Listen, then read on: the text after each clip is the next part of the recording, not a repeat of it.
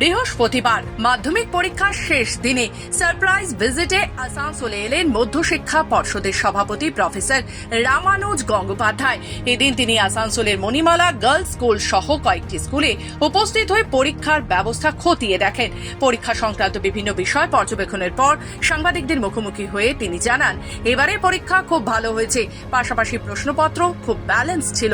এবারে মাধ্যমিক পরীক্ষায় বেশ কিছু বিশেষ পদক্ষেপ গ্রহণ করা হয়েছিল বলে তিনি জানান। পরীক্ষার্থীদের মধ্যে ছাত্রদের তুলনায় ছাত্রীদের সংখ্যা বেশি থাকার বিষয়ে প্রতিক্রিয়া দিতে গিয়ে তিনি বলেন, রাজ্য সরকারের যে সোশ্যাল পলিসিগুলো রয়েছে তাতে সমাজের সর্বস্তরের মানুষকে যেভাবে সংযুক্ত করা হচ্ছে তার ভালো দিক তো আমরা একটা দেখতেই পাচ্ছি।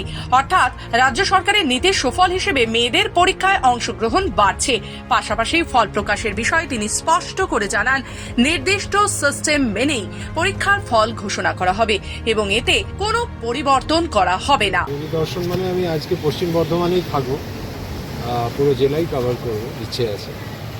এখনও অবধি আমি বোধহয় 4টে স্কুল ঘুরলাম, ব্যবস্থা ভালো চলছে।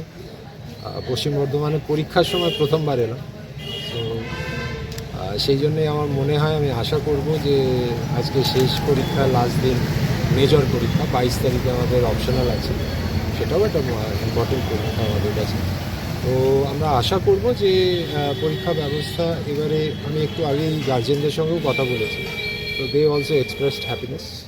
কোয়েশ্চেন নিয়ে অ্যাজ সাচ খুব ব্যালেন্সড কোয়েশ্চেন হয়েছে, শিওর, এবং খুব পরীক্ষা ব্যবস্থা খুব ভালো হয়েছে, এটাও বাস্তব। সো আমি সবাইকে এটুকুই বলতে পারি যে আমাদের সামগ্রিক রাজ্য প্রশাসন, জেলা প্রশাসনগুলো, সব জেলায় আমাদের ব্যবস্থায় এবারে আমি খুব সন্তুষ্ট, এবং আমাদের টিচাররা যে টিম কাজ করেছে তারা মোস্ট সিনসিয়ারলি কাজ করছে।